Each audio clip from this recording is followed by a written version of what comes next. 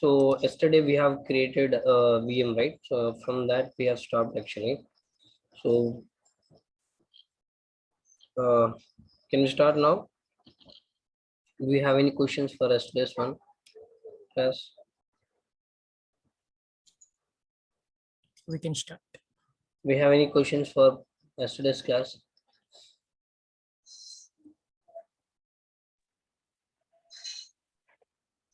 ఇక్కడ మనం అవి కాన్ఫిగరేషన్స్ మన అక్కడ ఇచ్చిన కాన్ఫిగరేషన్ ప్రకారం మనం తీసుకుంటాం మాన్యువల్ ఎక్కడ RAM CPUs. So that is based upon this is custom actually. So what are the Okay. configuration you need, you can take it. If you Okay. want to later stage also, if you need to resize, you can able to do that. So we can see this is a VM size here. Once you go and click on that specific VM, these are the options. Okay, so these are the Okay. options for that VM. So in later stage, once you created a VM and the later stage you want to change the VM sizes, you can use this click on the size button. You can see the available sizes. So based upon that, the who requested what configuration they need, then you can change it. Okay. So currently last class we have created a virtual machine. So that will go and discuss the on the VM options and how we are using for the day-to-day that options and how to manage that particular VMs. Okay. Okay.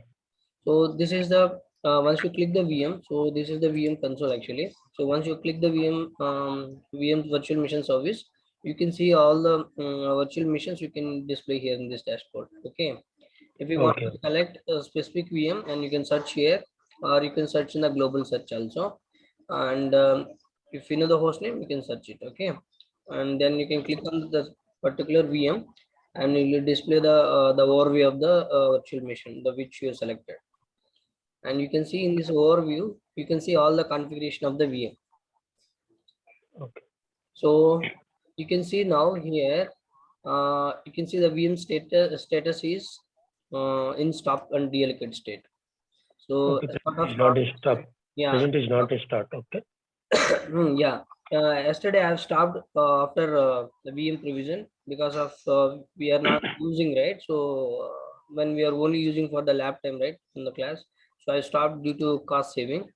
So that is the reason I stopped the VM. Okay, you can see now.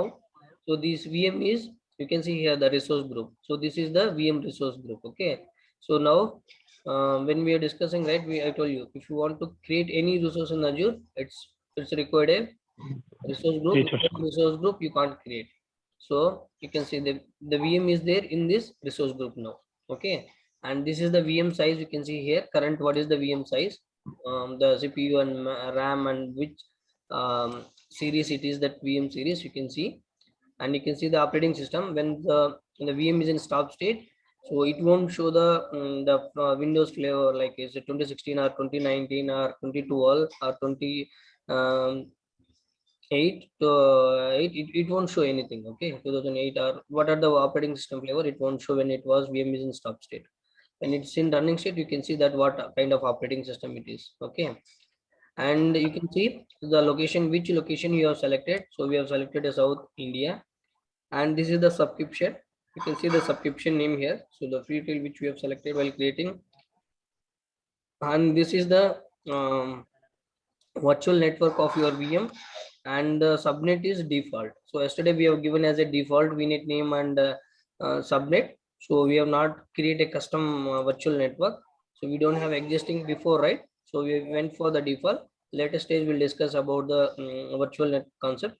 And but currently you can see the options in the virtual machine. What are the options we have and how we can use that? Okay, and here we have the DNS name. Okay, and we have not configured any DNS name here. Okay, I will discuss you in the when having that NSG that time, right? If you want to assign any custom DNS, how we can assign, we'll discuss. Okay, but this is the overview of the dashboard of the virtual machine, the overview of the configuration of the virtual machine. And here you can see the tags. Here we have a tags. Those tags, while building while creating a VM, you have created the tags, right? So we have created only two tags, build date and the OS. So like this, you can create, if you want to identify using the tags, you can create a service owner and what application is installed and who is the and which region, and those things you can keep in the tags details, so you can able to identify while seeing the tags. To identify that VM and what other applications are running in there, and who is the contact person of if you have any issues for that feature, whom we have to contact. Okay, server owner details are in Yeah. tag tab. Okay. And not only for that, if suppose the billing perspective to manage, so they give you the so each project they have a cost code, okay, or something like there are some so many, so based upon the organization they have number of tag values and tag names actually. So we can't say like what tags they are using it. So generally I'm telling we can identify the name like application name, service owner, project name, and OS, build date, which location, which operating system, those we can, this is a general tagging. Apart from that, you can identify that this is fall into the which billing project.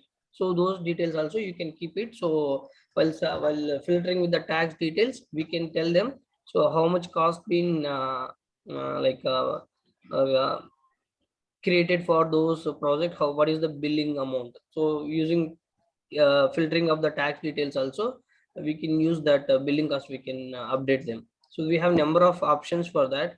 So currently we just remember that we can the tax is to identify the resources with the name and application and the location or like that. Okay. And coming Okay. to this, we have a the properties of the VM. You can see the computer name. So this is the OS. One doubt, bro. Hmm. So Yeah. in actually in server owner details from which tag we have, bro? Only tag or any other option is server owner details? Server. Server owner details. You can give like that is your You wish. can. Like if you want to define all the text, you can define it. Okay. Any other option means any other tab we have server owner details. No, no, We no. That can. is a custom actually. Your wish. You can create a number of tags. That how Mm-hmm. you are make calling a name and the value, that depends on you. There is no predefined. You have to use the same service owner and project name or not like that. Mm-hmm. I will show you when coming to this. I will show you. Okay. Okay. And if you go with the overview, you can see here virtual machine properties. Here this is the operating system. So once you log into the VM, so this is the host name of the OS level. So suppose if you have a different host name in the portal, in the OS level you could have changed in the different host name. So how to identify in the sense without logging, once you search the VM, so while checking in the VM properties, you can easily can find out what is the VM host name in the server. Okay. And here you can see the operating system. I told you, right, once it's power on, you can see all the things here, this which for and which the plan, data center plan, and which generation, the host group we have not done, right, we are not using dedicated physical server, so we are using shared models, so that's why we don't have these options. And these all capacity reservations we have not used. Okay. And here availability scale setter availability zone we have not used. And security type we have used standard. So application extensions also we have not used. Okay. And coming to the network, you can see what is the IPs. This is a public IP we have created yesterday, so we don't have the other connections method to take the RDP, right? So we are going to take the RDP for the internet, so that's why we assign the public IP of this machine. And we have assigned the private IP, so we have choose the private network, right? Default subnet and VNet, so that's why we have assigned the private IP of that NIC. So now currently we have both private and public. If you want to access, we have other VMs and different virtual networks in Azure, so you can able to access within using the private IP. And if you want to access this VM or the internet, then you can use the public IP. Okay. These sizes already we discussed in the above. So these are the disk configurations. Okay. And Azure Spot instances we have not used. Okay. So this is the overview of the VM dashboard. Okay. Let me, so once you go for the overview, you can see this all the information. If someone asks you to some details of the VM information, so once you click here, you can get all the information. Okay. And next option is activity log. So what is activity log? So let me start the virtual machine. I will show you that. I'm starting. So you can click here is the you can option, you can start the virtual machine or restart and stop here. Okay, if you want to delete the virtual machine using this option, you can delete the virtual machine also. Okay, so if you want to connect RDP, I'll show you that. Once we have some few options, then I will show you how to connect the RDP. So now the virtual machine is started successfully. So if it sometimes it will fail, and you can try to restart, or you can start and stop, that you can try to what are troubleshooting, you can do it. So now the VM is started successfully. You can refresh it and you can see that here the VM is running. That VM agent is not ready. Sometimes that VM agent, it will take time to respond. So VM agent is not running, you can't take the RDP. RDP it won't work normally. Okay.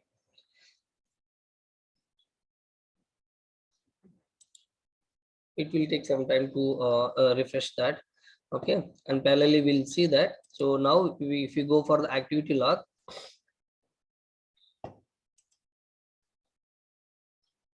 see here now, just now you have started the virtual machine, right?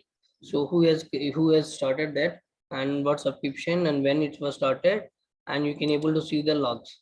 So activity log in the sense, what are the operations you performed in the Azure portal, that will create as a logs in the activity log. So what are the activities you performed, right? So that logs will be recorded in the activity log column.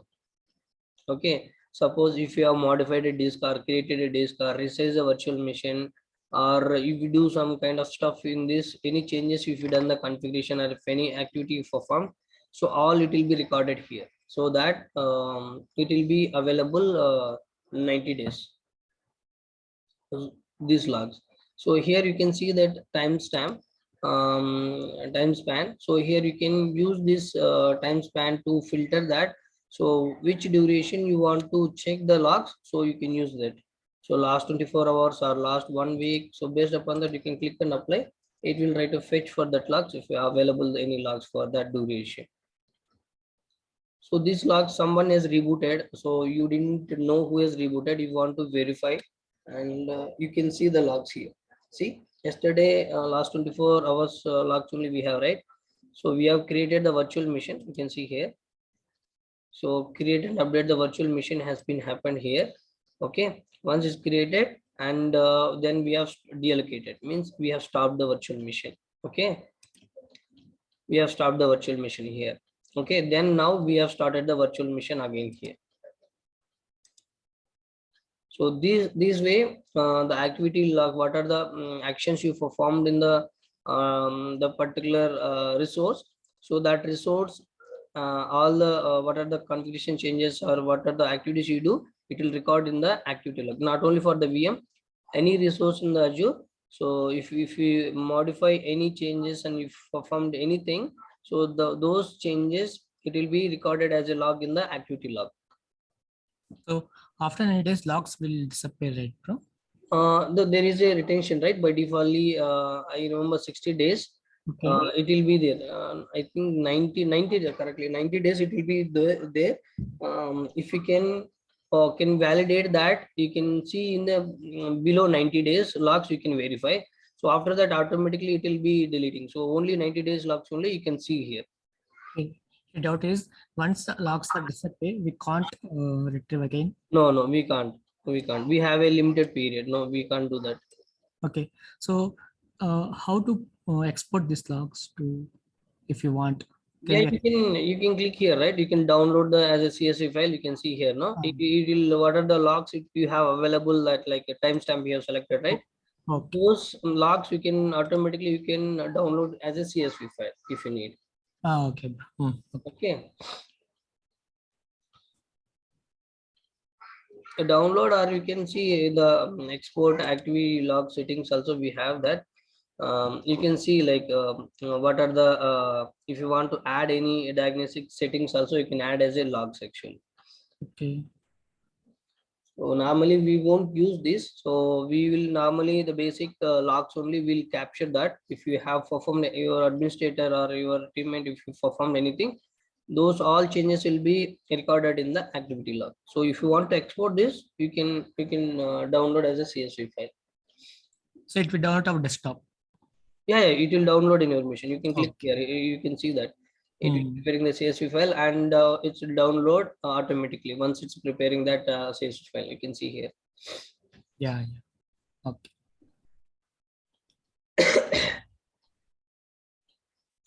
And we have other here now. If this it will be if you go for this, if your VM is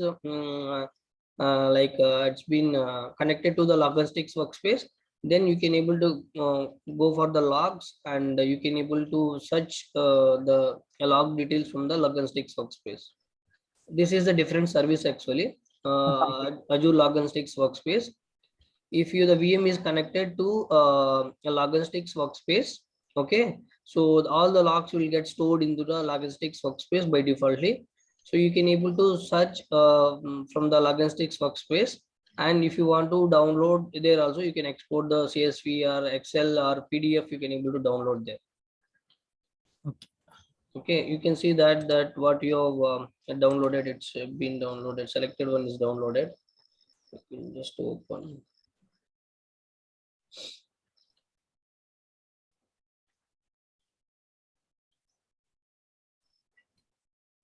See, you can see this, right? So everything it's been Yeah. get recorded. Okay, like this. You can see initiated, who initiated that username, everything it will come. Yeah. Okay, so that way it will come. And So also there is one more option, pin current filters. So if we pin our customization, it will reflect to all or for our portal itself only. if in current means what are the your Hmm. like your configuration, your filter you are using, right? So it will be pinned. So every time it use the same filter. So in later stage you want to change this like this resources or something, right? So if you don't want to resource name here, or you, so if you want to add some other things, so what you want to do this, so like this operations or event initiated by or event category, how you want to filter the logs here. Yeah, we can do that. I mean, Yeah, see, if we suppose change in our portal, it will reflect to all or only for us, because VM, right? Everyone will see. no, it's only for your account you are filtering. It's not been like Hmm. a filtering for all the users. So above and also, I mean, activity edit column refresh. Other data there also we can edit, right? It will reflect to all for us only. Activity log. So Yeah, above. this one, right? Above. Yeah, yeah, Export there, activity there. log or the activity log. No, activity edit columns. So there also there is a pin current filters. We can This one, okay. this line, this This row. one. Yeah. So it will reflect our portal only. So not reflect another all, right? This one, no, no, this one it won't reflect for all. Yes. Okay, okay. Hmm. Hmm. And if you can, so this is just like it won't be much about this. Just for a reference, we use these logs for if you have anything unexpected reboot or something changes, you are not aware. Okay, if you want to verify, you can verify it. Okay. Suppose the Hmm. VM is rebooted, so you don't know who rebooted, you want to verify. So Hmm. something initiated from the in the Azure portal, then you can verify here. If the VM is rebooted in the OS level, then you can't see the logs here. Yes, we This have to is see this. only the changes happened in the Azure portal only you can see here. Okay. Hmm. Okay. Okay. And next is access control, that I am instant access management. Okay, here you can able to assign the if you want to provide access the specific VM, that particular resource, either VM or storage account or SQL database or load balancer or whatever it could be. If you want to provide the access to the specific resource, there you can provide here. So if you want to verify my access, suppose I am using in my login, right? So if you want to verify my what kind of what level of access do you have my VM? If you click on view here, you can able to see your access. So you are the service administrator, have full access for all the resources in the subscription. Okay. So if you want to provide from any other users, you can provide access here also. Let me provide access for you. Some you pinged email, right? He is there in the current call now.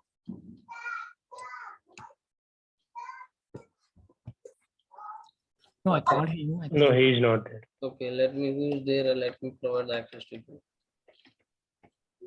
you. Someone dot.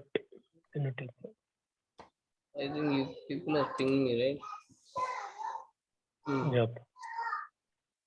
So if you want to provide access to other users, so now if you want to provide access, you can click on add role assignment. Okay, and you can see here what access do you want him to provide. So you want to provide a contributor, you have to select a role. Okay, once selected the role, you can click on next. Okay, and here you are going to select the member. Okay, so who is that user you are going to provide the access? You select this and search for the user ID. Okay, I'm giving as a that Suman ID. Okay, I'm selecting here. So user member is selected here. So I'm added here. So that user is added here.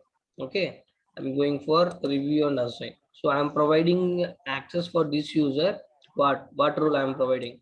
So contribute is providing for which one, which resource for this VM. Okay, I'm providing only for access for this VM.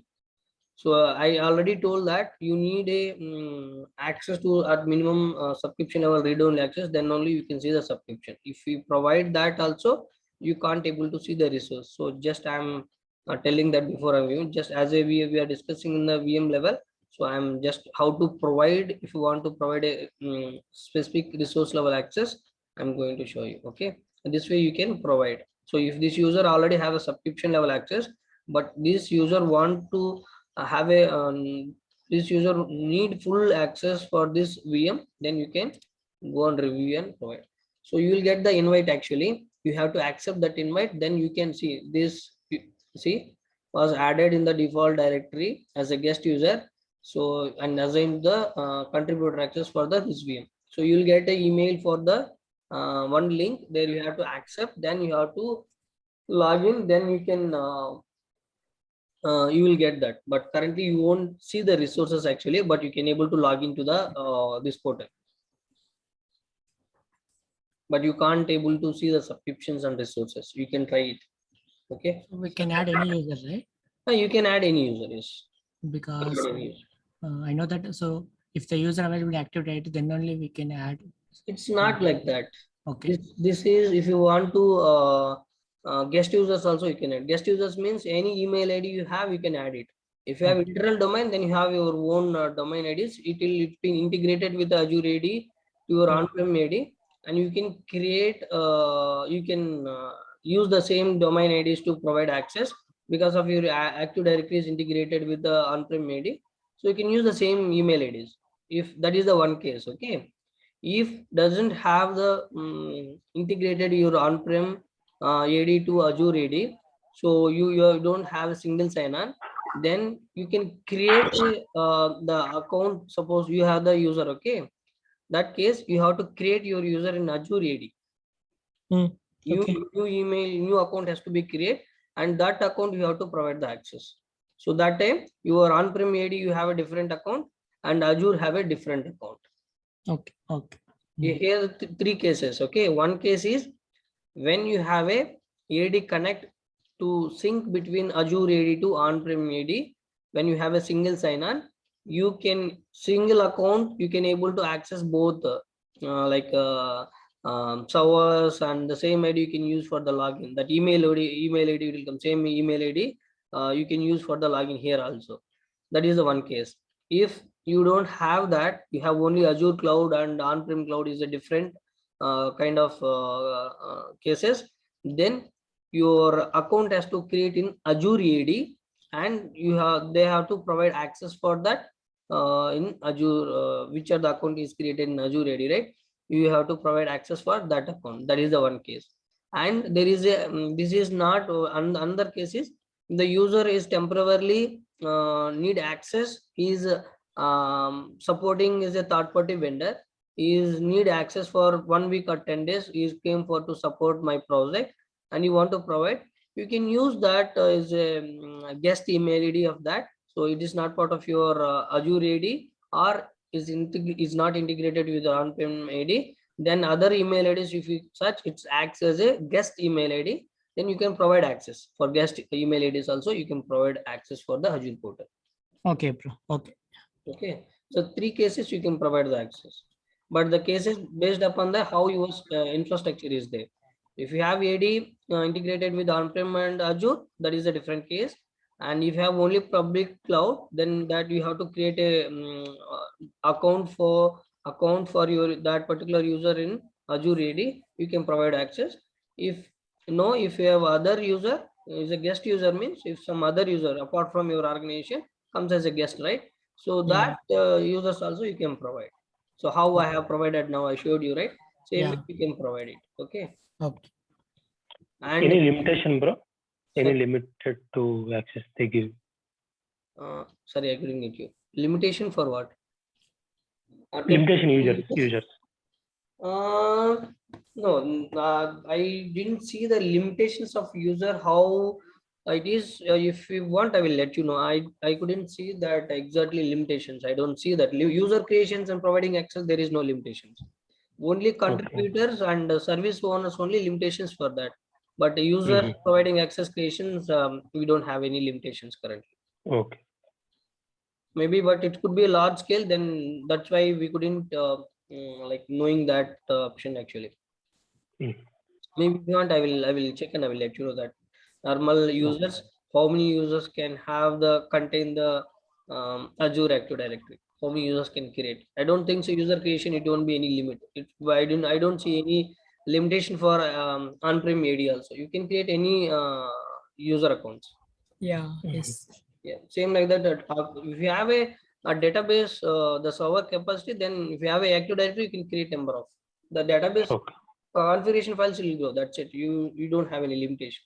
But administrators, if you go for on-prem AD also, they have a like co-administrators, and there is a enterprise admin, and what they Yes. call other account, right? So if you have any object, it is deleted. So if you want to read, there is a account, right? While configuring the AD only, you have to create that first last login or something. I couldn't remember that account.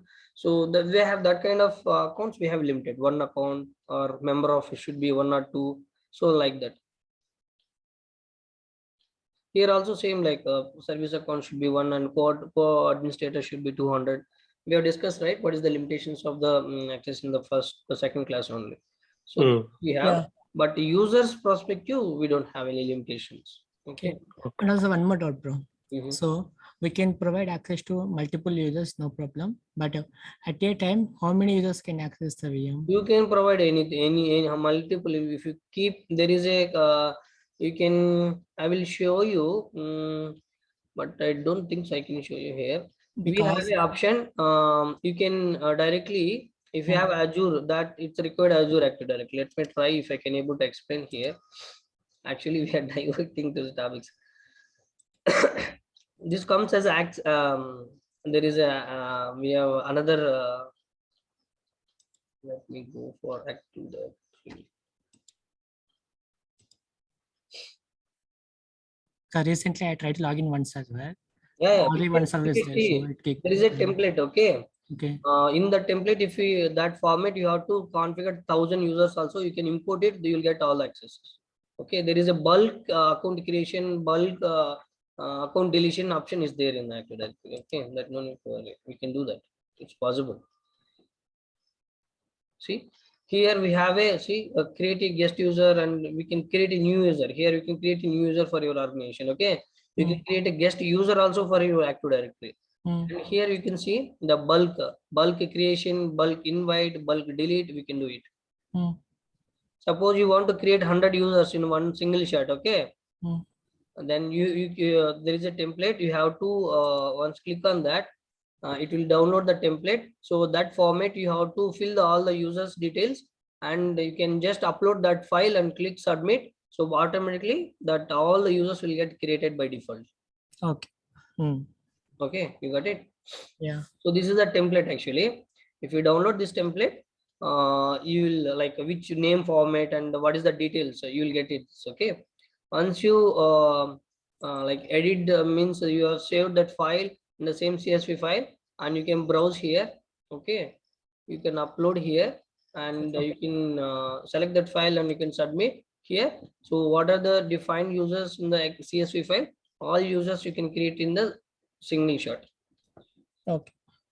Okay, but I didn't mention this, only I mentioned in the access providing and things, but we are not discussing more in the Azure Active Directory. If you need, I will tell you, like this is the basics only, no problem, I will tell you. Okay,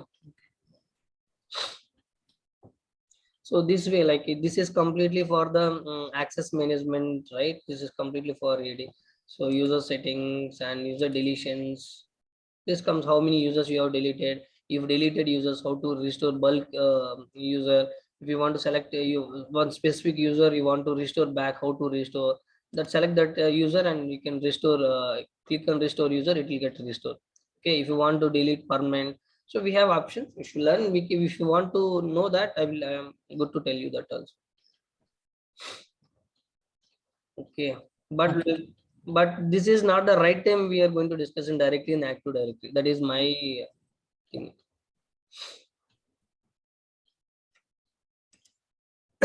So that way we can provide the access for the for users, either guest user or domain user or Azure created user. If you want to provide access for the specific resource, we can able to provide here.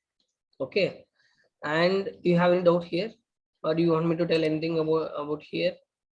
So once you can see all the users here. Okay, if you want to create a new user, you have to do, let me explain you other way. Again, I don't want to become here. Okay, if you want to create a new user, you can create here. That it comes as a creating the Active Directory. Okay, then username, and you have to define the name. Okay, here, and you have to create that username, normal name, and you are giving the identity name in the Azure, and creating the that username, first name and last name, and just creating that account. Okay, if you want to add any specific group, then you can add. If you already have a group, then you can add that group. Okay, if you use the role you want to assign, then you can assign the role for that, what role you want to assign for that user. Okay, if you have other roles you want to assign, you can assign. After creation also, you can assign the role for that particular user. Okay, this is group and role assign. If you assign this group and role assign, that group have all the access. Okay, the group what access that you group have, so same access it will be affect for the which are the users part of in the group. So then you can just title like a which project and which department, which company. If you have a number of projects are there, you can define that to identify the this user belongs to which one. Okay, then we can create it. So normally we'll have, right, BU team or HR team or application team, so that to identify the user we can see that. Okay, you can assign that. This is a basic how we can create a user. Okay, and we have to guest user if you want to create. So the same, like the it will go for the invite. For this you have to accept that invite, then only you can able to log in that. Okay, same details we are going to update like this, same how we are creating user, but this it is going to be create a invite for that, and you have to accept that. Once you create as a guest user, that invite will go to that specific user. It directly, if you share that username password, you can't able to log in. Okay, he has to accept that, then only you can able to log in. Okay, so if you are using the Gmail, then Gmail account only you are giving access. You can log in with your account only. But if you want to accept that credentials, then you have to accept that link which is generated as a invite. Okay, so already we discussed about the bulk operations. We can create and we can invite also. If you created bulk guest users, you want to invite them all in single. So if you have 20 users, you have created, okay, guest users, and you don't want to send a individual inviting for them. And if you want to send a bulk invites, you can do in a bulk invites. Okay, want to delete a bulk delete, you can delete. If you want to delete a specific user, and you can download the users, all the users, you can download the user list also. Okay, and if you want to reset the password, you can select that specific user and you can reset the password also. If you want to enable the any multi-factor authentication, you can use for the per user enabled MFA, then you can enable that also. Okay, if you want to delete that specific user, you can delete.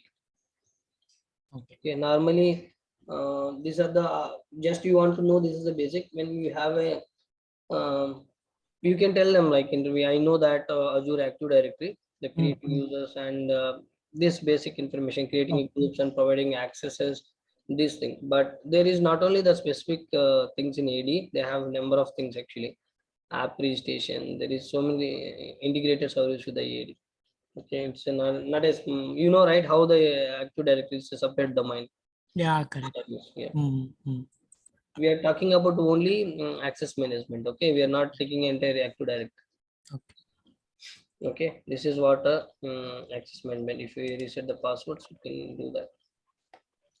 If you have AD integrated, then you can use for the self integration password. There only you can enable. While if you have a AD connect, I mean to say it's integrated with on-prem AD to Azure AD.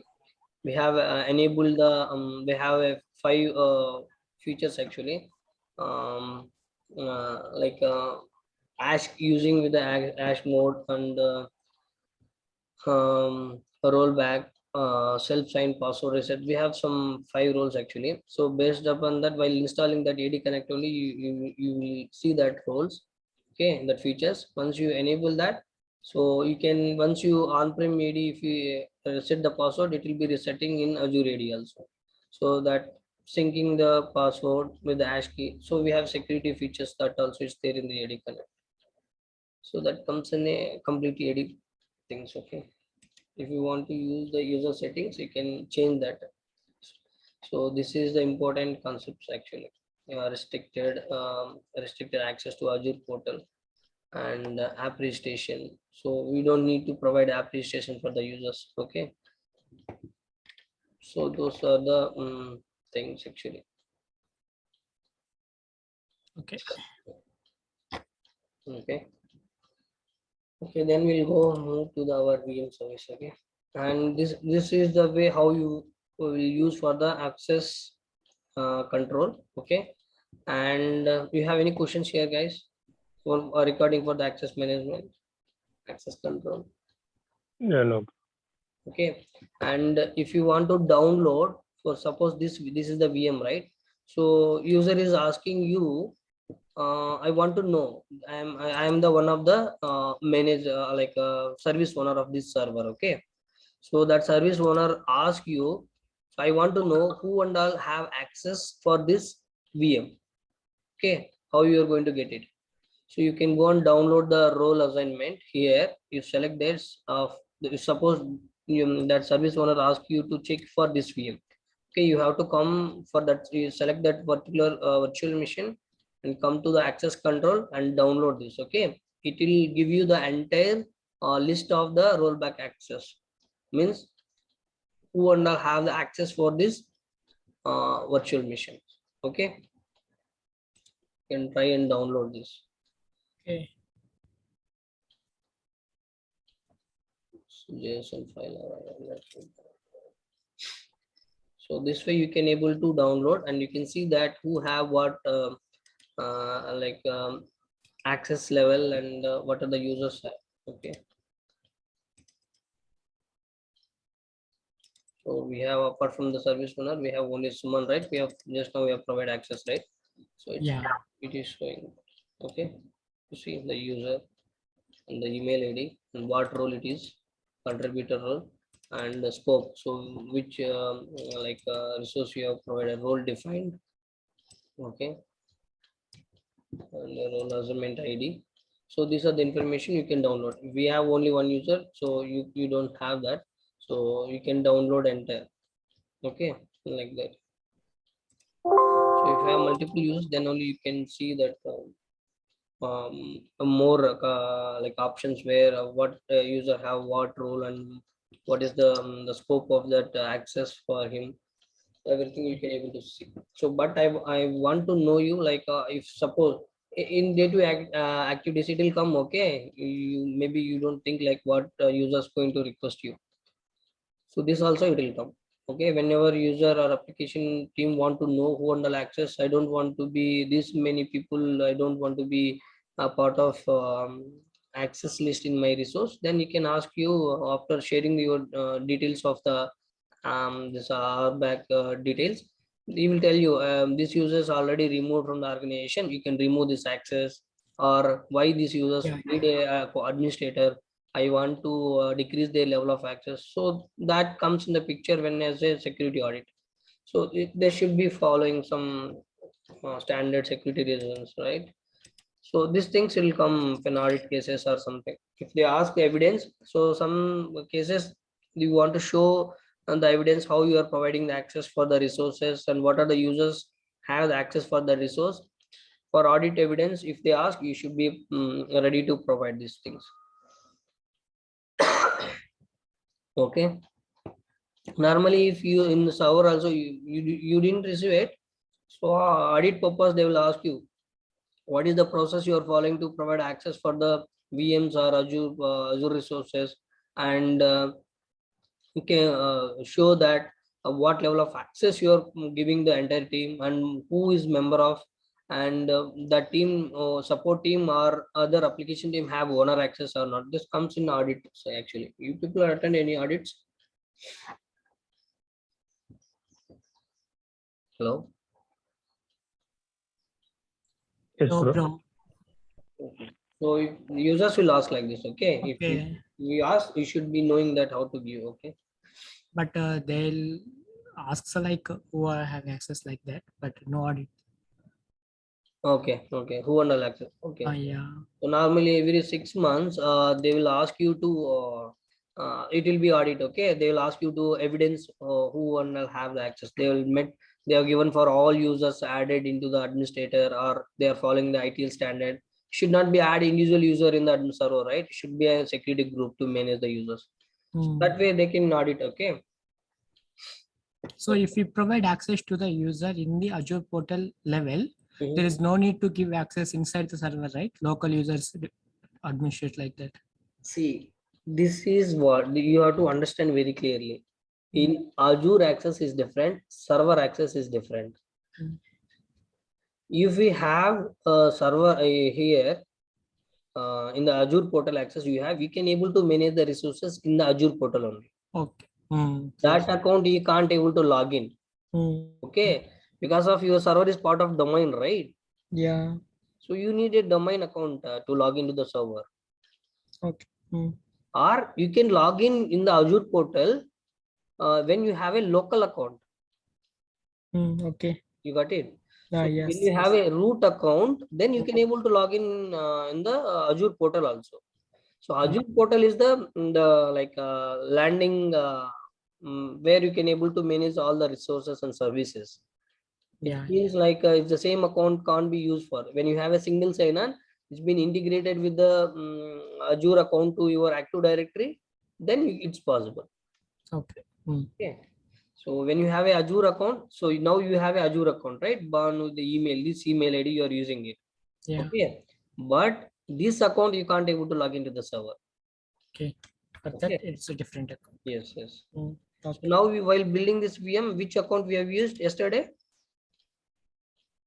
Azure admin. Yeah. Local account we have used Azure admin and password, right? Password correct. Now we want to connect to this server, then you have to use the Azure admin account. Okay, then only you can connect via publicly. If you want to remove the public IP, then you can't connect because of we don't have private network, right? Currently we don't have a private network connectivity from Azure to on-prem. We are using only public cloud now. I mean to say I don't have office and I don't have connectivity from Azure cloud to my office. We don't have any separate tunnel using express route or site to site VPN to connect using private IP. So now I want to access in the directly in the public, means I want to access in the browser only. So that case you need a public IP. Okay. Okay. And we have other, we'll talk about the connections once I will explain you. Okay. I didn't explain you here the connections. I only told start, restart, and stop and delete, right? So this capture option, I will tell you, if you want to create an image, that time we have to use this capture option. So while creating, we have a separate session for that, how to create an image. That time I will explain you. So don't think like if I exclude that, I'm not going to telling. Okay, we'll covering in different service. This is a completely comes as a one different service. But you can, this capture option is using for the create an image. Okay, you assume that currently. Like a snapshot, right? No. No. We don't have a snapshot concept for the Azure VM. Okay. VM level, you don't have snapshots. Before we have a classic, I told you, right? Before we have a classic portal. That time we have a snapshot. You can take the snapshot, but currently we don't have any snapshot concept for the VM. We have snapshots, but it's not from the VM level. I will tell you when you need it. When there is a different concepts, backup concepts, I will tell you. Okay. Okay. So I don't want to mix all together. Okay, that's why I want to go service by service. Okay. Now we have discussed about this access management. Okay, and let me go for the tags here. So the tags is, you ask, right? This tags is to identify the resource. So single word I can say what is the use of tags? Identify the resource, and not only for that, you can do number of things for using the tags. Okay, not only identify. So suppose I want to know the billing, so how much, so using that tag, so you exported all the resources with the tags, so you can filter the tag based name, also you can filter the VMs. So for administration purpose you can use in the number of ways actually, so it will use for that. On the tags based, we can restrict that. We can create a policy. I told you, right? We can deny policy. So minimum tag should be followed for the standard for the VMs, or not only VMs, for any resource. And tags are used for identify the billing. So we have a tag code called a cost code. Okay. Cost code center or cost code. Okay. So cost code is, my cost code is 2039. Okay, this is my cost code. Okay. So now we are exporting the virtual machine details with the tags. Okay, so I want to know, so how many resources is there with the tag code, and what is the cost it was like billed. So using this cost code, so you can filter that cost code. Then you can view the cost code in cost for this cost code center. Sorry, cost code, based upon the cost code you can view the costing details of that project. So like that it will use for this also. Okay. If you want to if you are not created few tags while creating the build, so later you want to create a other tags, and you can do that.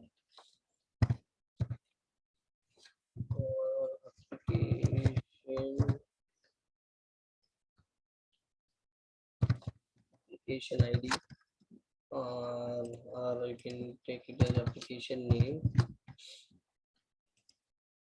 Okay, so this is the name. So this is name, you can define how you want. There is no, but you can create a tags, but it's not been any specific. That's your wish. This is a custom options. You can define how, what are the tags you have for your organization. Those tags names you can give. This is comes as a like a I can give Jira. So this is a Jira application name, and no service owner.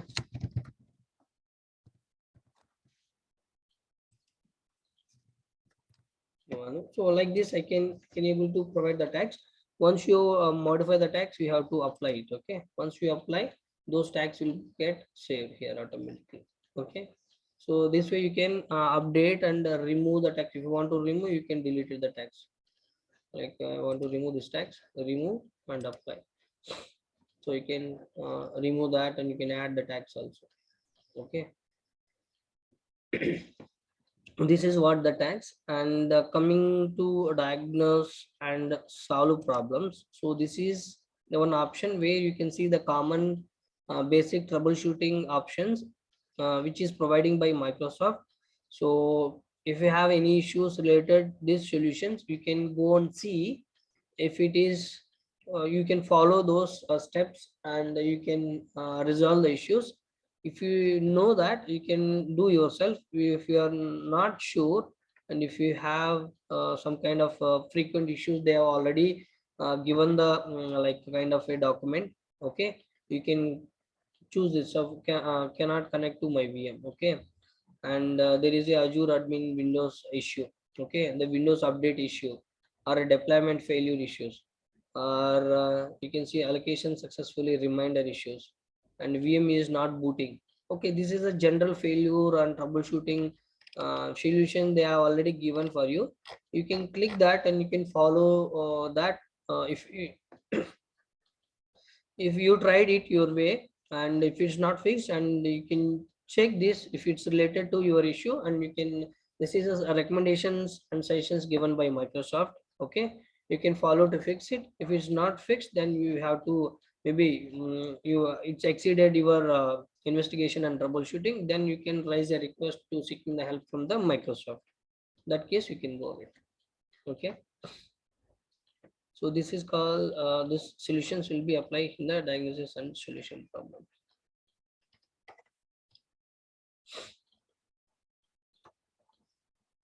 Guys, you are very silent. Yeah, bro, understood.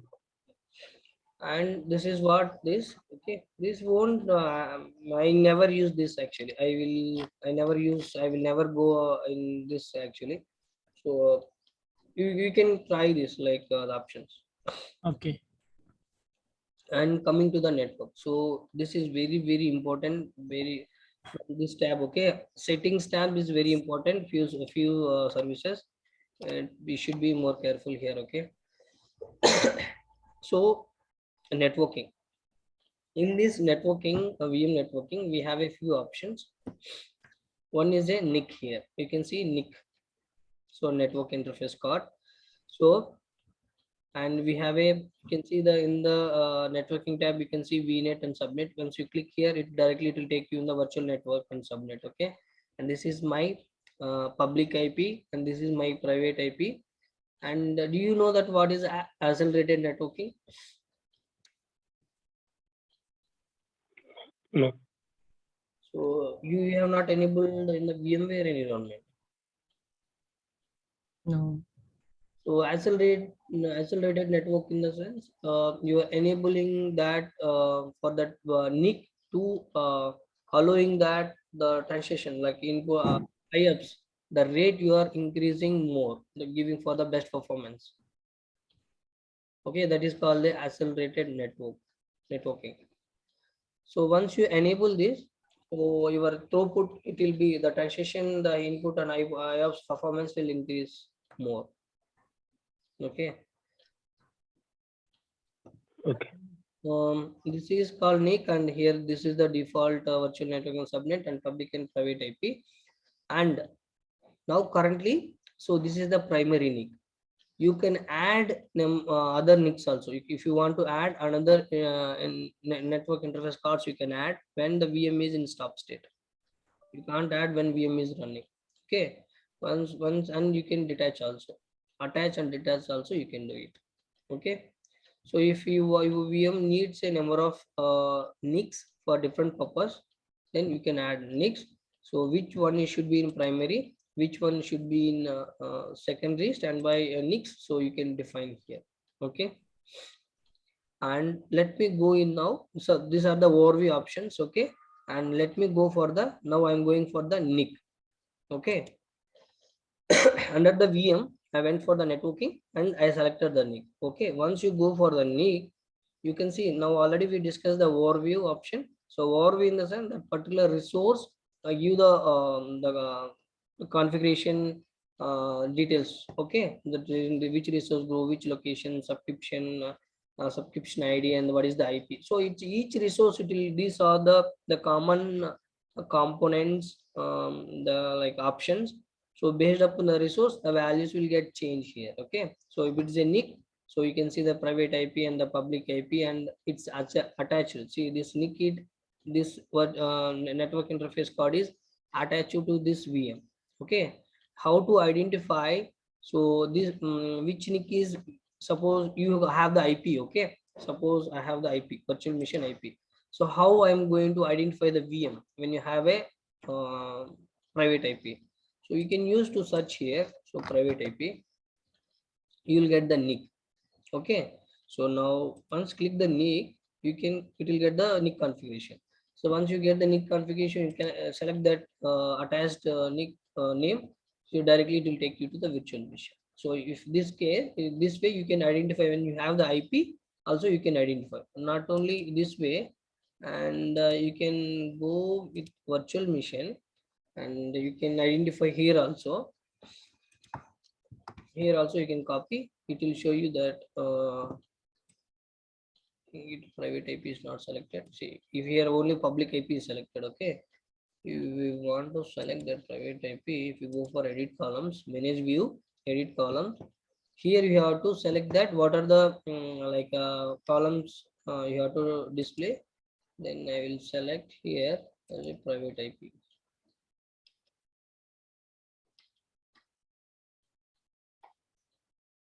Private IP address.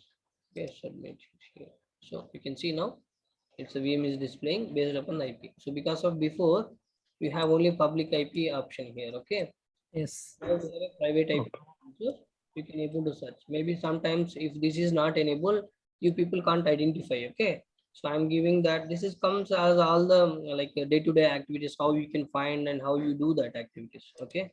So Okay. this way you can able to identify the VM in the VM service also. And if you doesn't know this, directly you can search in the IP, and directly you can go for the NIC.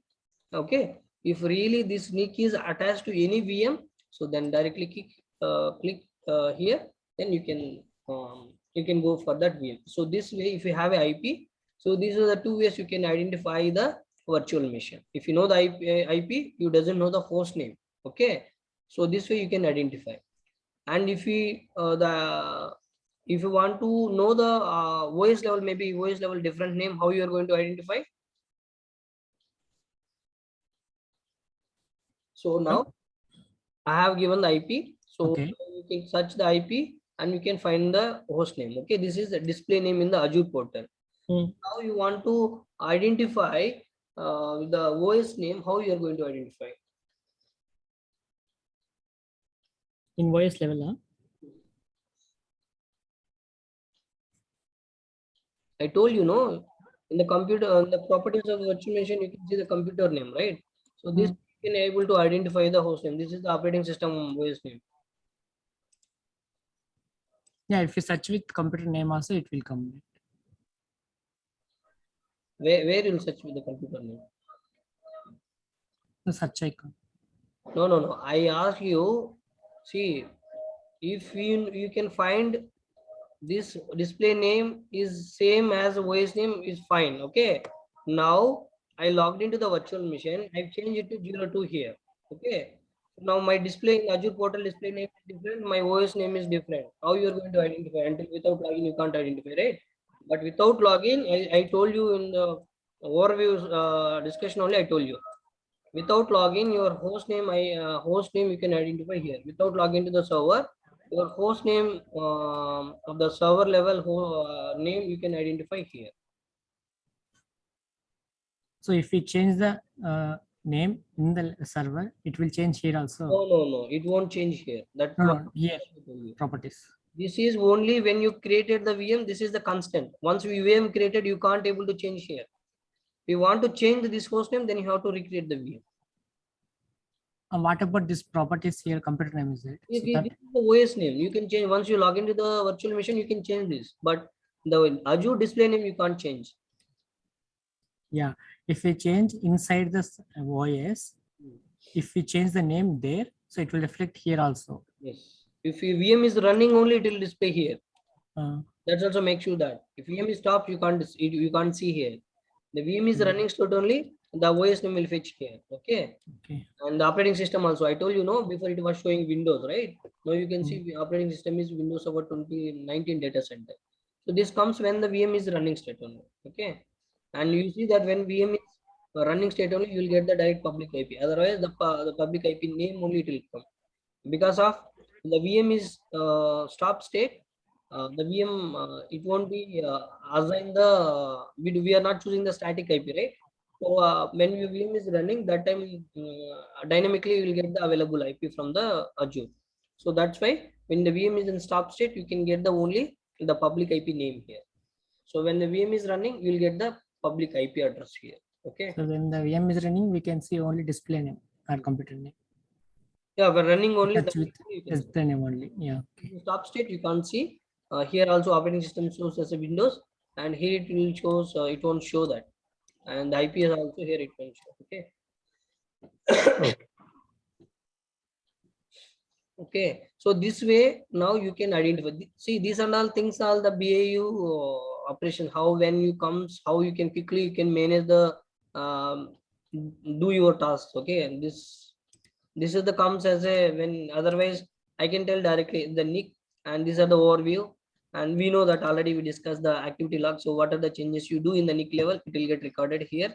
And this is the way if you want to provide a nick level access, you can provide here. So how you have provided the access in the VM, right? Same like that. You don't want to provide the entire VM. You want to, there is a different cases, right? If they ask, you can provide, but the Microsoft is giving the like options. You want to provide the access to the nick level also, you can provide here. Okay. And this is the tags to identify. Okay. So when you have created a build, right, that time you have provided the tags that it's get inherited for all the resources. Now we have updated only to the VM, so that's why you don't have nick level. Okay. If you want to add those tags manually, you can do. And if you have any policy created to inherit from all the VM tags to the other all the components in that VM, so we have to create a policy for that. Okay. Okay. We'll talk about policies, how do that. Okay, later. Now if we can tell that, so why I'm telling this, this comes as a like that, just comes as a real-time experience we have to explore, right? You want to know, that's why I'm telling you. And I told you that accelerated network is disabled. Okay, if you want to enable, you need to stop that VM, then only you can enable. Once you stop the VM, come to the networking and click for the NIC. Okay, stop that virtual machine here. If you go and stop, okay, and come to the networking and go to the NIC. Maybe if a user want, there is a network performance is very slow. Okay, the team ask you there is very poor networking bandwidth traffic, so I need to increase. That time you can suggest that. So VM doesn't using for the standard network traffic. You want to increase that. If you have maximum 10 GB bandwidth, it will support. I think this if you enable this accelerated network. Okay. So that time you have to stop this option. It will remove the grayed out option. You can click that option. The tick mark, it will be like this. It will be blue color. Then you can see this enabled here. Okay. Then you can start the VM. Then you can the performance will, you see the better performance of the network performance. Okay. Okay. You can enable it and you can see the options. And you can identify the how, if you have an IP, how you can identify to which VM. Okay. So by default, it is in disabled state. Yeah, if we want to increase in any situation, then we can manually do that. While creating VM, you have option to enable it. Okay. No one will enable. So that is, so based upon the request or have some kind of critical application, they need some these things when requested VM, right? They will ask you this option. The architect will tell you that while giving information, he will tell you that what you do. So until they tell, you won't enable. Stage, if you want to enable, then this is the options I'm telling you. Okay. Okay.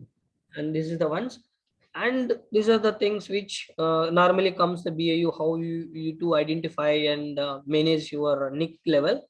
And coming to the settings of the network interface card. Okay, and here suppose now we have not assigned the subnet and you have not given the IP anywhere, you didn't talked about the IP, right? So Yes. whenever you assign the virtual network, while creating a VM, you have selected the virtual network and you selected the subnet, you have not selected the specific IP. Okay, Yeah.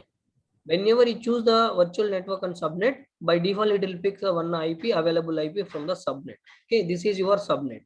Okay, and this is your virtual network. Okay, and this is your subnet. So from this subnet available IP, it will pick by defaultly when you are creating the VM and selecting this subnet. Okay, now you can see your IP is dynamic. Okay, you want to be make this IP as a static, how you can do it? Maybe user is asking, I don't want to be change this IP infrequently. I will tell you how frequently, what cases it will get change that IP also. So user, now currently you talked about, you will discussing about, user is asking you to, I want this IP as a permanent for this VM because of I am configuring as a application, so I don't want to be changing later stages. So if you want, the request comes to set as a static. Okay, now you have to go for the NIC and IP configurations and you have to select for that, and here you do that static, change to static. Okay, if user is asking you to change, I don't want to 4 IP, I want to 5. Okay, so when you change it to 5, if you do that change it to static and changing to IP of different custom IP, then it's required to VM restart, means the NIC will get restart, that every connections will get disconnected. It's like a VM is going to the NIC is going to detaching like attaching like associate, if refreshing, just re-updating your NIC card, like what I can say, reconfiguring the configuration of the NIC. Okay, so that time the network, it will be disconnected. Okay, you can take that, we need a downtime, you have to tell that whenever user requested to there here are two cases. One case is if you need to change to dynamic to static, you don't need to downtime. Guys, remember, if you want to change to dynamic to static, so I'm just changing the dynamic to static, I'm change the my change and I'm applying save. While doing this, you don't need to downtime. Okay. We need to change IP number. You can take downtime, right? To change the IP address. So current my IP address is this for this VM IP address this. So now I want to change it to 4 to 5. I need a 0.5 I need. So that time it's required a downtime. Okay. Okay. So you have to recommend this. You need to need a downtime. So it will get restart the NIC. So it will get disconnect all the existing configuration. So you better you take the downtime of that when you need to change the IP address of the NIC. Only IP address changing time only you need to take the downtime. Remember this. Maybe request came to change the IP. I can have access. I can do this change here without reading this column. So directly you can press that. So existing what are the connections are you don't know, right? How critical the business they are using, what kind of business are you using. Okay, until everything is broken, so you should be in trouble. Okay, so whenever you do that changes, you have to know if you do this change, what is going to impact in this for the resource. Every time you have to balancing that, if I am going to do this, if I am going to do this, what is going to impact for my resource. So always you have to think in that way and read all the notifications and do whatever the changes you need. You are not confident, kindly reach your appropriated team and have a discussion and do it. Okay, that is the best recommendation. Okay, so while changing the IP address and while changing static to dynamic, it will ask report. no, right? it won't ask. Dynamic, you are changing the IP from dynamic to static, it's not required a downtime. It won't ask. I'm saying the static to dynamic. Yeah. Only changing the IP address only, it's required a restart of that, it's required a restart. I can say it's a network that network interface will be restart. The card will get restart. Means we are changing the configuration, right? So that time it's been in seconds only. It's a 5 to 10 seconds, or maybe based upon that updating actually. So I'll show you now. I've changed it to 4 to 5, right? And I'm saving it. Okay, you see that how many seconds it will take. It will take below 1 minute. It will take. So that also becomes as a business perspective. That also it's a downtime, right? So you should be more careful while doing that stuff. Okay. So in that case, we have to send an email to users, get a downtime. After that, you have to perform this. Before, once you get a request, before performing the activity, you have to take the downtime. Then only you have to going and while doing, you have to notify them. First, you have to take the downtime. Then you have to while when you have a downtime before doing activity, again you have to notify we are doing this stuff. So if you have any active users, kindly stop your activities. The VM won't be available during this time change activity. Post change will update you to continue your business. That way you have to notify the end users. Okay, you got it right? Yeah, got it. So while doing this activity, if something goes wrong, so can't we revert it to before stage the VM? Is there any option for that? If you have a backup, then you can do. We have to reach backup team and do So when you're doing, you have to take a custom backup. Then in that case, custom backup in the sense you have to take a backup. Then you do the changes. Then you can do it. Okay, you will tell that for the classes. Yeah. Okay. Okay. So this way you can change the static IP, dynamic IP to static, and if you want to again change it to dynamic IP also, you can. Okay. Okay. This no one will ask you to change the static to dynamic. You get dynamic to static, right? Okay, this is the one. Suppose here now you see we talked about now only the private IP address configuration. Now you see the public IP configurations. So it's been assigned to public IP here. If don't want to be assigned public IP, you can disassociate this public IP will remove from that VM. Okay. Now again you want, if now currently assume that this VM doesn't have a public IP, it looks like it is there in deallocated. You can see once you click on the disassociate, the public IP is gone here. Okay. So you can save here, then it will come. So we don't want to do here. If you want to do, I'm fine with here. So I'm telling that option. If you save, click here, your public IP will go here. So small clarity. So I know the difference between public and private. While creating a VM, both IP address will create automatically. No, that you have to take a call. Okay. You need a public IP, you will create it. If you want a later stage after creating a VM, if you need a public IP, you can assign later also. But private IP should be assigned while creating VM. Well, yeah, that is mandatory, right? Okay. You're assigning a virtual network and subnet. So based upon that, it's going to be assigning that private IP. And that's so IP address and all, who is requesting the servable, they will give a. No. As an administrator, you have to even you have to check it before what is available IPs. How to check? Then I will tell you when we are talking about the networking concept. Okay. So currently, what we know, I'm going to tell you. Okay. Now we have removed the public IP of this virtual machine. Okay. Now the request came the user. You think like we don't have public IP. User is asking, I need this VM to be assigned a public IP. So that time you have to select a associate.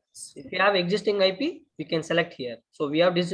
We have removed this public IP from this virtual machine. Okay, but we have not deleted. Okay, you should be very. If disassociated associated means you have removed the public IP from the VM. You are not deleted the public IP. Okay. You are using the. This is the very careful. Okay, maybe you think like if you I disassociated nothing. If you disassociated, if you not deleted that IP, then it will be a charge for you. Okay, charging is going for the public IP. There is a huge charge for the public IPs. Okay, so now user is asking the public IP. So if you already know, you already have the public IP, then you can select that public IP here. If doesn't have the public IP, if user is asking, Then you can click on the create, and you can create a new IP, and you can select the basic model or standard model. Okay, if you go for standard model, it's been automatically standard, it will be high cost. And if you have a basic level also, if you want to static, you can use it. Means that is a public IP also, is a fixed IP for your VM. So currently I don't want, so because of our test account, right, it will take eat like anything about the cost, so I'm not using static, so I'm going dynamic. So that way I can create the name, I can define the name of the public IP and choose the basic and dynamic or standard or Static. I Okay. can create and I can associate this. Okay, Okay. Hmm. if you want to, if it doesn't have IP here, you can create like this. If you have already IP, then you can select that and you can save it.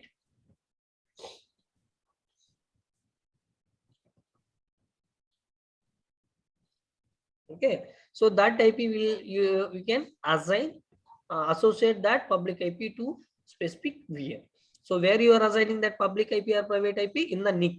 Okay, so you can able to disassociate and associate, but you are not deleting, you are only removing the public IP from that particular VM. It should be very the terminology and the process should be very specific. Okay, if you if you user is asking you to remove and delete, when you're asking us to remove, you should be ask them after removing, do you want to delete that IP or keeping that in like that.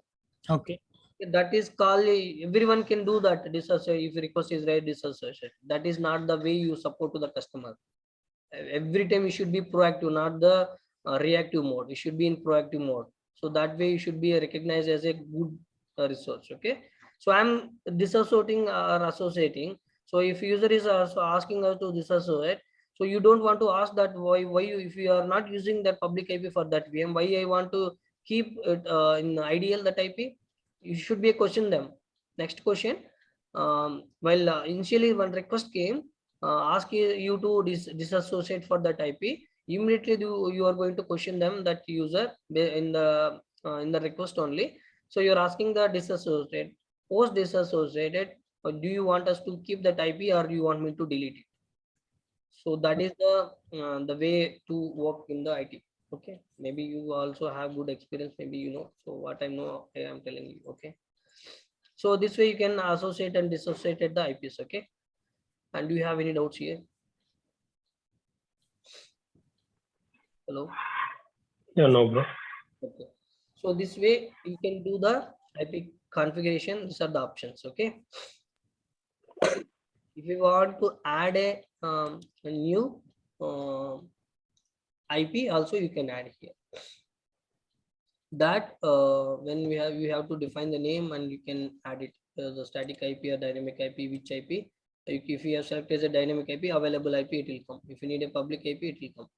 Okay, that we discussed in the attached detached, right? So that way you can add in the NIC level also, sorry, IP configuration level also. Okay, and the next option is the DNS server. So what is the DNS server option? Okay, here in this DNS server, now you can see inherit from the virtual network. So we have in the DNS server, we have two options. One is inherit from the virtual network, one is the custom. So what is this two? What is this two in the sense? So now currently we don't have a DNS server, correct? We have only spin only one VM. We don't have any DNS server, we don't have any Active Directory here. Okay. So you don't have, but how it has to be resolving that the DNS things, in the sense it's automatically by default it's using the DNS server from the virtual network. Okay, so you don't want to use DNS server from the virtual network, and means it's been using by default Azure DNS. If you're not using this, see, but you leave it currently, but Azure DNS or custom DNS. Now currently it's asking inherit from the virtual network. So there is a DNS from the assigned from the virtual network. It's been inherited from that. That is mean this is inherited from the virtual network. Okay. Now we have a custom. So I don't want to be used from the virtual network inherit from the virtual network DNS. I want to add a custom DNS for this server. Okay, so that time you can add the custom DNS server IP. So you can add, sorry. So you can add like this. You can add, you can save it, and you can add it another one also. .0.0.44. So you can add like that. So sorry. 10.0.0.34. Anything like anything 3440. So like this, you can add your custom DNS server IPs. You got it. So you have your own DNS servers, right? Do you know, right? DNS servers. Yes, yes. So if you want to add your own DNS, you have a DNS server. You want to add that DNS server IP from the NIC level for the VM, you can add here. So even you can add from the OS level also. We have an option in Azure. So without adding there, you can directly add in the NIC level also. Okay, you can add here. Okay, if you don't want to be add here, so I want to add the same IPs in the virtual network in one place. So if you add here like this, every VM you are going to add, right? Every VM you want to add it. So instead of adding from the VM level, so I'm just adding the same IPs in the virtual network, and those IPs has to be inherited, which are the VMs are built from using this virtual network. So if you choose that, so you can use this virtual inherit from the virtual network. You guys are confusing? No, it's clear. So if you want to assign a custom DNS from the NIC level, you can use this custom option. You don't want to use from the NIC level, you want to use from the virtual network, you can use the inherit from the virtual network. This is the difference in this inherit from the virtual network or custom option. Okay, so I'm using again change into the because we don't have any custom DNS server, right? We don't have this IP, we don't have any DNS server. So I changed again to inherit from the virtual network option. So I am just saving that. So that is called a DNS server. So then what is a network security group? So what is this? We'll call it as a NSG, network security group. Maybe normally in the interviews, or if someone is, they'll call terminology, they will ask you NSG. And what is NSG? Network security group. What is this? What is use of this NSG? So this NSG will act like a one of the firewall, acts like a firewall. This is not a firewall, acts like a firewall. What is NSG? NSG is a network security group. This acts as a firewall. It will control the traffic of the resource. Either it's allow or deny. Guys, you are with me, right? Yeah. So what is a NSG? What is a NSG? NSG is a network security group. And this network security group acts as a firewall. Okay, it will allow or deny the traffic. Okay, that it will do the NIC. So sorry, I'm telling you not for the NIC, NSG. Okay, so it's controlling the traffic of NIC. What controlling? Network security group is controlling the NIC traffic. So let me click here. So currently you have a NSG. This is your NSG. So this is your NSG. So how you are going to control the traffic using NSG? Okay. So currently you understand what is NIC, right? So I will tell you in once you complete these options, I will tell you how it's going to work, how to manage that network security. Okay. And now here only I told you what is a network security group and what it's going to do it. Okay, how it's going to do that, allow or deny. We have to create a rules for that, how to allow or deny the traffic from the NIC level. I will tell you. Okay, so currently we know that what is a network security group and how to verify the which NSG is assigned for this NIC. Guys, you got it right. So now currently we have selected the network security group, where if suppose if any user or anyone ask you to which NSG is assigned for this VM, where you can go? You have to go for the networking and go for the NIC, and then you selected the network security group. And here in the network security, you can select, you can see this is the currently NSG is assigned for this VM. Okay, suppose if someone asks you to change the NIC, okay, if you have other NICs, then you can select here. If now I don't want to be used this NIC, I want to select as a none. I don't want to be use any NSG for this VM, so you can select as a none. Otherwise, you want, their team is asking you to assign the NIC. Sorry, I'm telling, if anyone is asking assign the NSG, then you can select this NSG and you can click save. Now currently is already existing this NSG, right? So that way you are not selecting the save. If you select the none, it's asking us to save. So once you assign the NSG here, so you can save. So there is no NSG will be assigned here. Okay, let me save here. So now we have removed the NSG for this VM. Okay, now the user is requested to assign to NSG. How you are going to go for the virtual machine and networking and select the network interface card. Once you under the network interface card, you can select the network security group. If you see that currently there is no NSG assigned for this VM, and come here and the user is requested for this NSG and select that and save it. So this way you can able to assign NSG, or you can remove the NSG for that particular VM.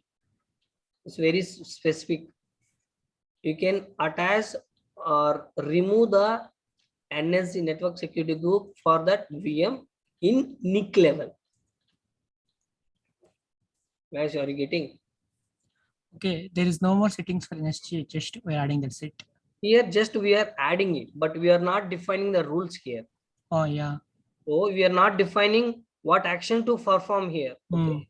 We are only just assigning or removing the NSG from for the VM in the NIC level. See, the NIC is attached to VM. Okay, but where you are removing attaching in the NIC level, but the NIC is attached to VM.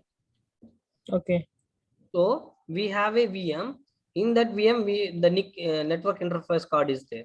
In that network interface card only, you can change the NSGs. Okay. Someone asks you to change the NSG or remove the NSG and ask you to assign the NSG, where you have to go? You have to go for that VM and then go for the networking and select the network interface card and go for the under the network interface card settings and select the network security group and change, or if you want to remove, you can remove, or if you want to add, you can add here. Okay, that is called. Currently we know that what is network security group. Network security group is a acts as a firewall and it will allow and deny the network traffic. Okay, and we know that. And if you want to remove and add the NSGs, this way you can remove and add. Okay, so how now we know that what is NSG now and how to remove and add. We'll later stage we are going to discuss how to allow or deny, how to deny and allow the traffic, and how to create that rules, how to define that. We will discuss later. Okay. Okay.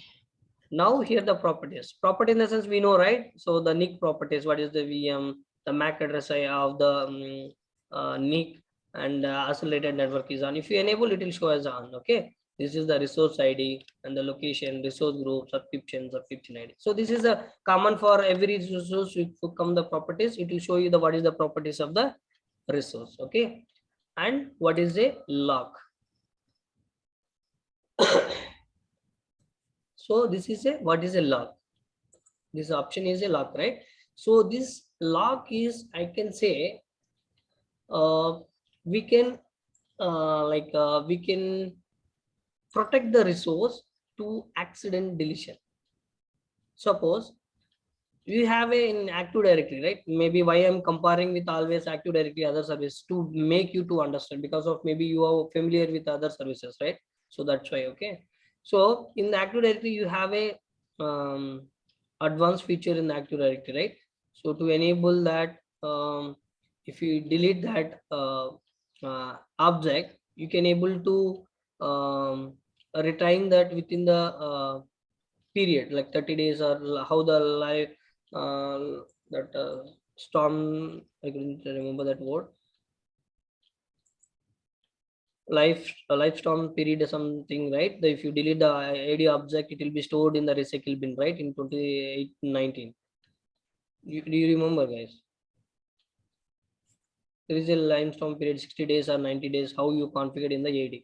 So if you delete any object, it will store in that recycle bin. If you want to Correct. Yeah. later, you can restore. Okay. So that it will be, so if you delete accidentally, so if you enable that option in the active directory, you can able to restore. So there the restore option is there. Okay. So that way you can protect the some object is by accidentally deletion. So that way you can restore back, you bring back the objects. So same like that, if you delete the object in the AD, sorry, in the Azure, you can't, once you delete it, you can't roll back. By mistake, you delete the resource, you can't restore that. Okay, make sure that file deleting that resources, we have to verify it twice, thrice, and you have to delete that actions when you are performing it. So, but we have some kind of control here. We can enable the log not only for deletion, or if you sorry, to protect the deletion, unwanted deletion, or you don't want to be control of the resources to all the teammates. You want to restrict the access limitations. Then you can apply the log here. If you apply the log, you can't able to do the any configuration. You can't able to attach the disk. You can't resize the VM. You can't delete any resources in this VM. So this is lock is not only for this NIC. You can go with the virtual machine also. You have that NIC lock option. Let me show you here.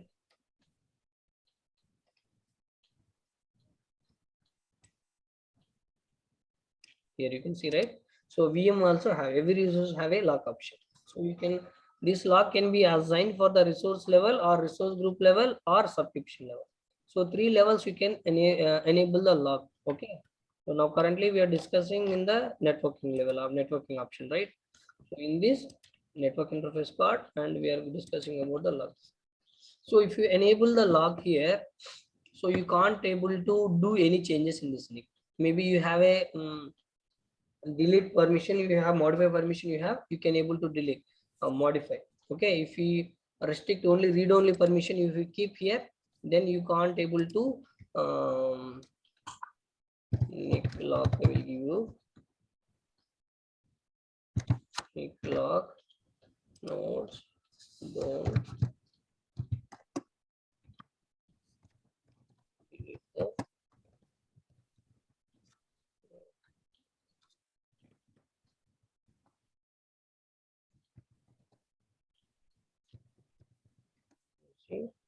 so SOX audit or something. This is something critical. Okay, so I'm using as a SOX. I am mentioning okay, I'm applying it. So this way you can create a log. Okay, got it, right? So you can create a log. Now you given only read only. Let me go here, and we'll try to change it.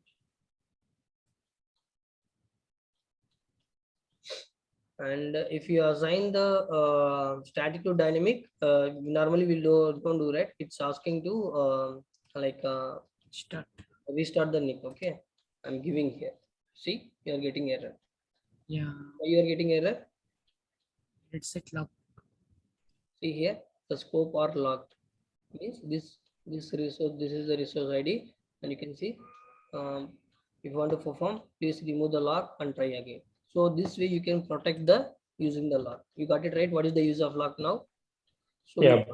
to control the, suppose you this is a VM is very critical. Okay, I don't want to user to perform. This is not, I'm telling this lock, I'm not going to explain in the VM level also. Okay, so why I'm giving the testing also here. So this is applicable for all the resource. Okay, be careful. Okay, so going stages will I will tell you like a previous class we have discussed about the lock. Okay, so that's why I'm giving here example.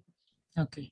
So once you enable the lock, so that only when you have a read only. So you can't, when you have provide the read only, you can see that, but you can't modify that. Got it? If you have a here log type is delete permission, then you can do that. Okay, you can delete or you can modify the configurations. So if you have a read only, then you can't do that. Okay, so that is way you can protect the changes. Okay, so this way you can protect accidental deletion, or you don't want to be give the access entire team for this critical VM, and the only one or two dedicated resource only want to be manage this any changes to be, then you can apply this kind of locks. So even though they have the contributor access for this resource group also, they can't able to modify if you apply the locks. You got it? Even they have a contributor access also. If you have a contributor access, suppose you should be having a modify the permissions, right? So if you have modify access also, if you apply the logs, if it's only log type is read only, even though you have a uh, contributor access, you can't able to modify. If you have a owner access, you can do. You can remove the log, you can delete the log, and you can modify the log, and you can do from your logs. Okay, if you have a contributor access or read only access from this resource, if you apply the log, you can't able to do any changes until you remove the log or modify the log type as a delete. Okay. Okay. Okay, now this is called the log. Okay, now we are going to coming to the monitoring stuff. We'll more about, we have a monitoring, right? We'll discuss about more in that. I'm going to tell you what are the options, this what is in a single line. So this is the application app insights. This is where we have very lower level kind of monitoring you want to capture. So we'll use for the app insights. And if you want to see that what alerts it's been like a fight for this resource, you can able to see here. And if you want to create a rule directly, you can click on create a rule also. You can create a rule and directly it will take you in the Azure monitoring. It will take, if you go for here, click on this and it will take to the Azure monitoring. You can create a rule here. So this is called Azure monitoring. Okay, here you can create a rule. This and all we are talking about in the monitoring stuff. Okay, so this is only, this is taking entirely there.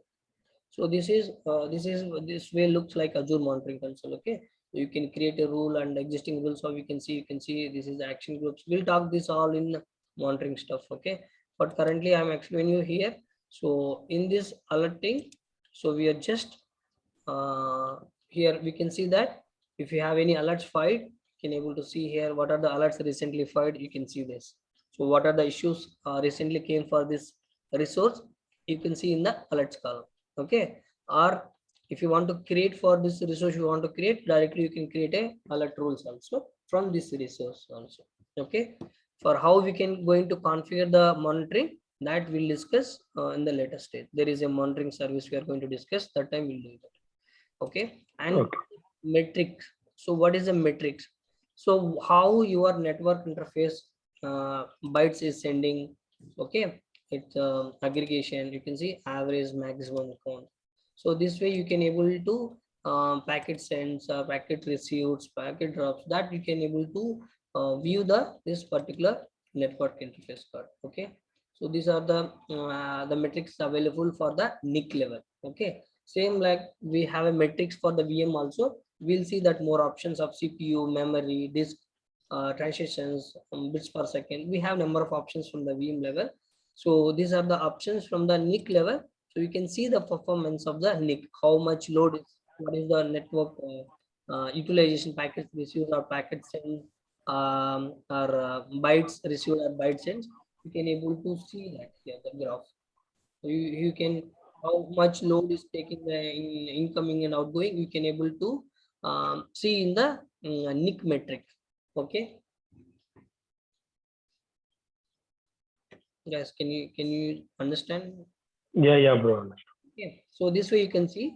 And if you want to change the this the display mode, okay, you want to change, you can change this area chart, or you can change it a bar chart, or so the way you can in the grid mode, So how you want, you can keep this thing, okay? Okay. You can do it, okay? And the and if you want to add number of metrics, if you want to filter the specific one, so you can filter it also. So you want to see packet sent, you can see this is byte sent and this is the packet sent. So how you want to segregate, you can segregate this, you can see, you can keep the cursor. So currently that value is, if this period, you can see this is the values will get pairing, okay? So you, this way you can able to see in what specific time period what is my current packet sent or byte sent in that. Or if you can add one more column and you can select that packet received, okay? So you can see that packet received also, you can see that if you go for here you can see that. So that way you can apply the filter and you can add number of metrics and you can see that values of that traffic, okay, for from the NIC level, okay? Same like this, Okay. you can do from the VM level also. I will show you from the VM level we have different metric values. So currently we have 4, right? If you go for the VM level we have number of metrics values, we can see later, okay?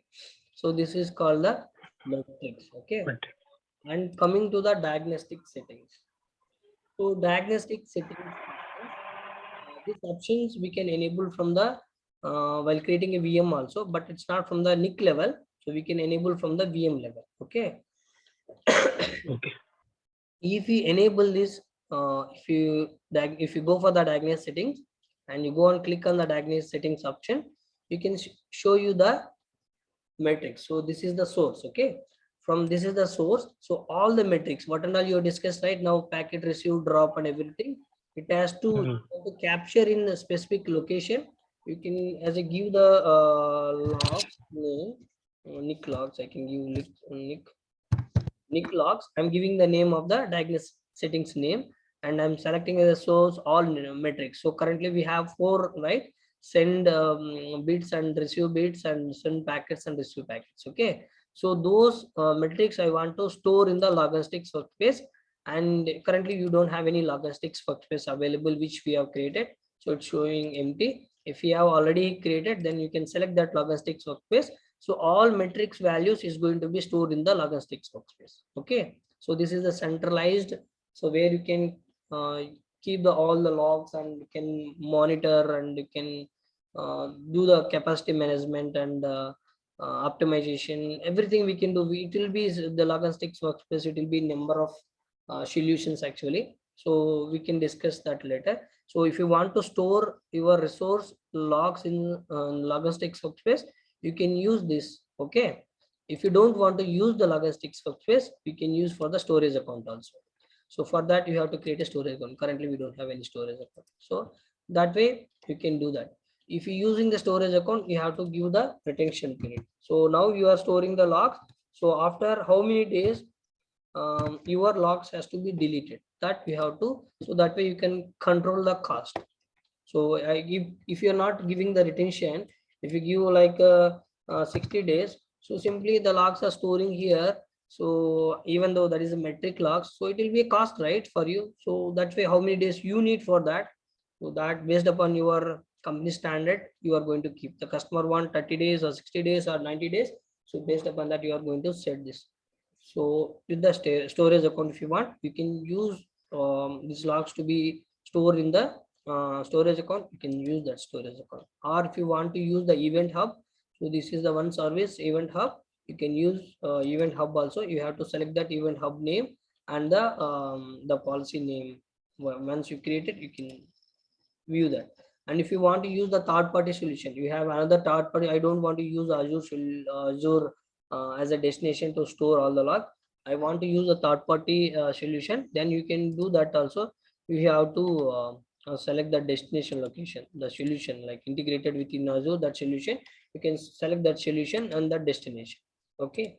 So this way you can able to enable that diagnostic settings to store that specific resource logs to destination locations. So this, why you want to, this means if a feature, if you want to verify that what happened and what is the utilization, or if you have anything consumptions, or you want to verify for audit purpose, whatever it could be, if you to verify. See, currently from 1 month you are storing here. Okay, suddenly there is utilization is been happened.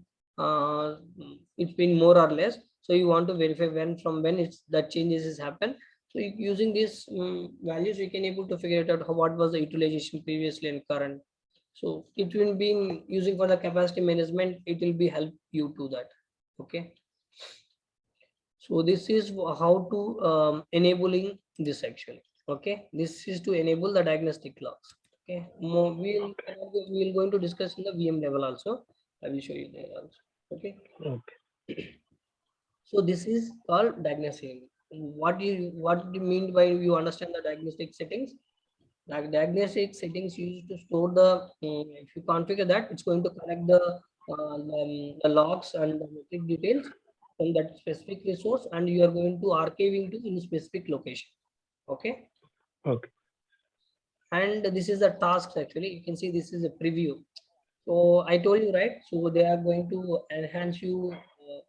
They are going to in innovations and enhance you that the day to day they are bringing the new services. So that is a part of that. So they are still using the previous state, means they still it's still not live. So in previous state also you can use it, but previous state resources and all we are not going to discuss. It's not required as part of BAU. So currently we are not. Okay. Okay, this is the export template. Export template in the sense, this is the current configuration of the JSON format. This is the JSON template file of your NIC card. So this is what the current configuration of your NIC JSON file. Okay, this is the template. Okay, if you want to download and you want to keep this, you can keep this. Okay, Okay. if you want to visualize this template, you can use this visualization, and it will show you that how the NIC it is. So just it will show you the NIC. Okay, that's it. It will show the just the diagram. If you want to visualize this configuration in the as a how its NIC shows, that's it. Okay, if you want to have any issue with the NIC, want the same configuration, you don't want to change, you can just redeploy with the same configuration also. So that and if you want to download, you can this template you can download also. Okay, we don't need this actually. Just I want you people want to know that something. Okay, and we have a effective security rules here. So we are not using this comes as a effective security rules for troubleshooting purpose.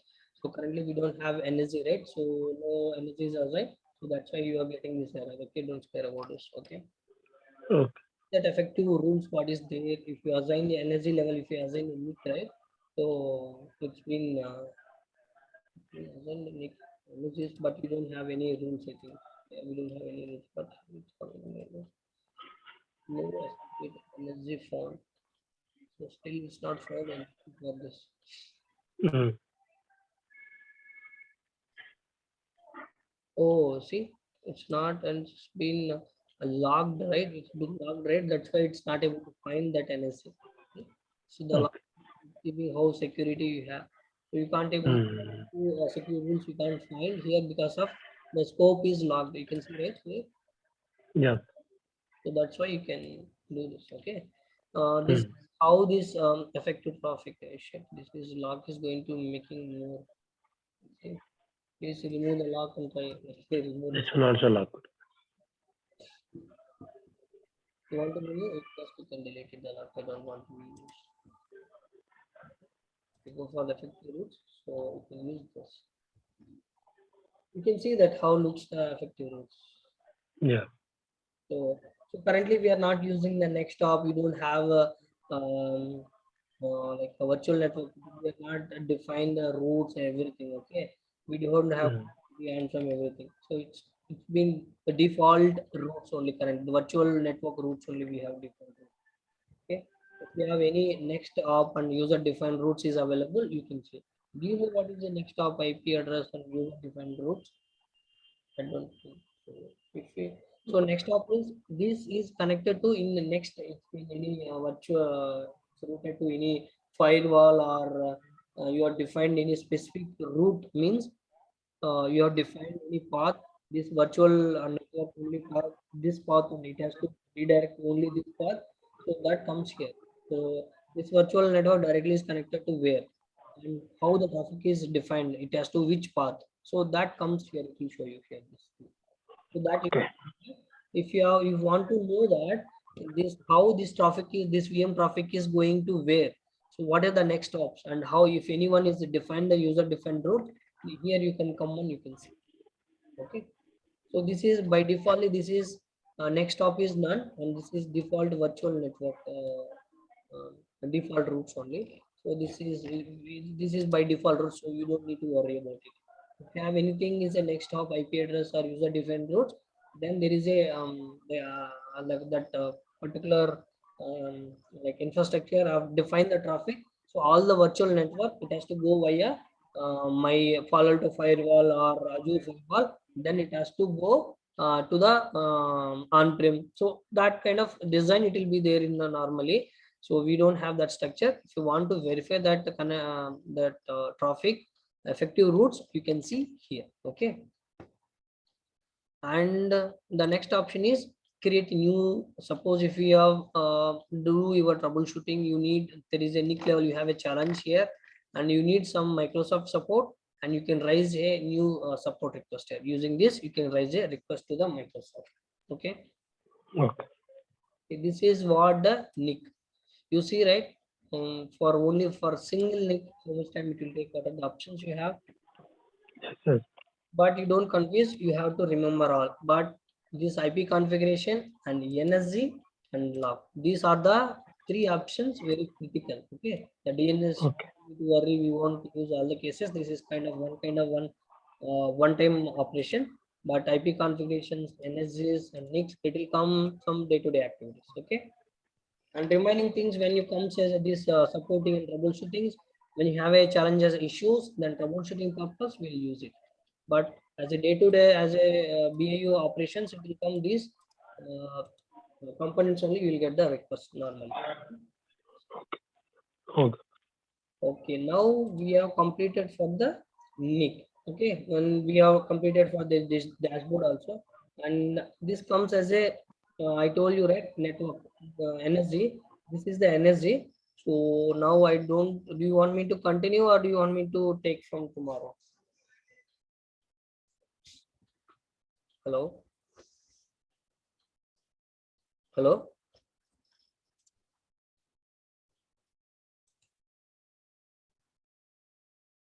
Hotspot on here.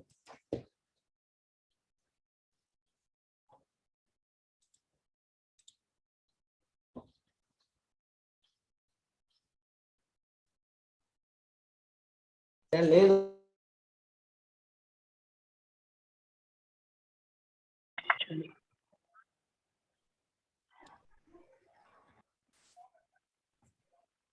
Hello.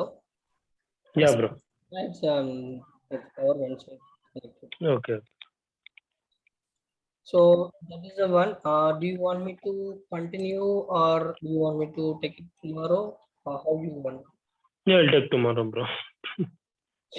So that's it for today. So you should go through that video and you have to come up with your questionnaires if you want to more. This is from today. This is your interest and how you are going to learn. Okay. Yes, yes, bro. Today. Sure. Network. Okay. Guys, Okay. you should be in sync. Then only we'll get the real time things. Okay. Yeah. Okay. But if you are asking questions, it will be more scenarios will come and more question, more answers will get. Yes, yes. A small So detail. when you perform any activities in your logging time, can you let us know? Can see. Login time also, but I can't share screen, right? That is my Oh. Okay. Okay. office laptop, right? So I can't share. Okay. Okay then. Thank you guys. We'll connect. Go through all the videos every day, and maybe I don't know when I'm going to ask you questions. Okay. Okay. Okay. Bro, I need to talk sometime, bro. Can I talk after 10 Yeah, o'clock? you can call me now also. Yeah. Once call completed, you can call me. Okay. Yeah. Okay then. Thank you guys. Thank you. Okay. Yeah, thank you. Bye.